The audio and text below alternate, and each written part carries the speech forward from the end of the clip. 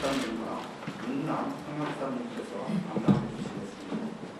2월 14일부터 3월 11일까지 한 달간 집중 방역 주간을 운영하겠습니다.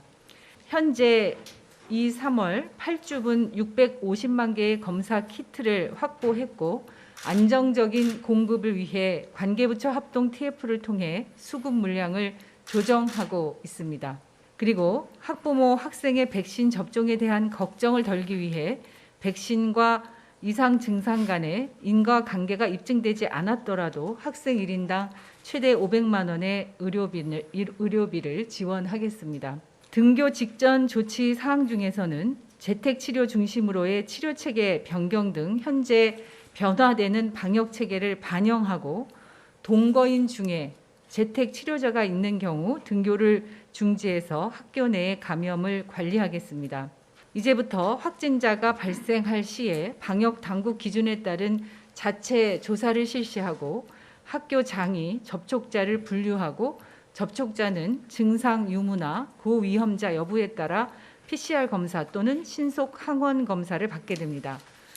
접촉자 중에 무증상자는 7일간 3회 이상의 신속 항원 검사를 받고 각각 음성인 경우 등교와 출근을 할 수 있게 하여 감염 전파를 차단하면서도 학습권을 최대한 보장하도록 하겠습니다.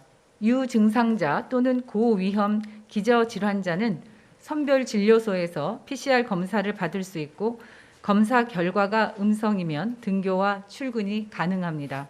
이러한 학교 방역 체계를 바탕으로 하는 2022학년도 1학기의 학사 운영 방안에 대해서 말씀드리겠습니다. 교육부의 정상 등교 원칙은 유지됩니다.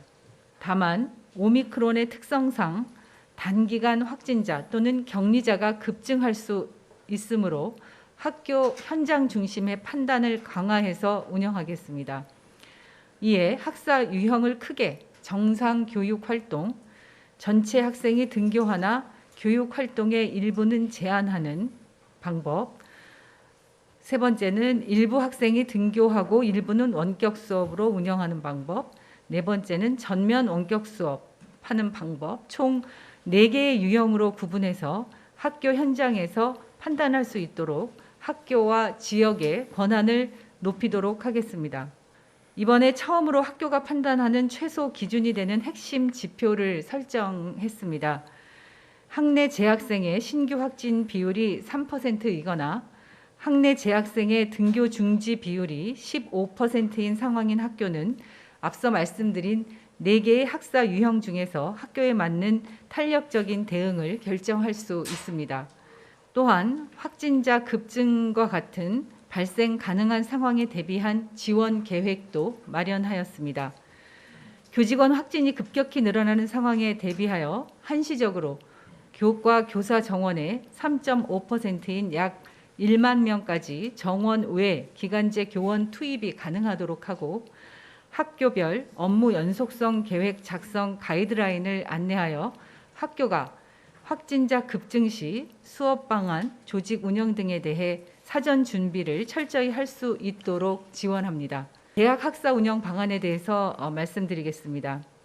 대학 분야에서도 마찬가지로 대학 자율 방역 체계 강화와 교육 회복을 위한 대면 교육 활동의 확대를 추진하여 대학생의 건강권을 확보하고 동시에 학습권을 보장하겠습니다. 학사 운영 전반에서 대면 수업 원칙은 유지합니다. 특히 전공, 실험, 실습 등은 대면 수업을 원칙으로 운영합니다.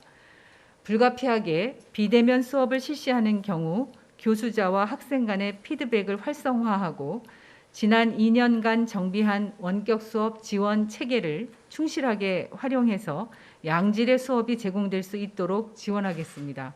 기숙사, 실험, 실습실 등의 자가검사 키트를 우선 배치하고 공동 거주 시설인 기숙사 외부인 출입을 철저히 통제하는 등 학내 주요 시설의 방역 역량을 집중하겠습니다.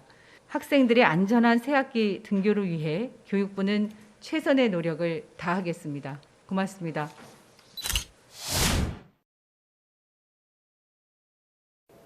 안녕하세요. 주시은입니다. 더 많은 올림픽 영상과 경기 소식을 보고 싶으시면 화면 오른쪽을 눌러서 구독해 주시기 바랍니다. 또 SBS 뉴스 앱을 다운로드하시면 경기 속보 알림도 받아보실 수 있습니다. 저희 SBS 뉴스를 사랑해 주셔서 고맙습니다.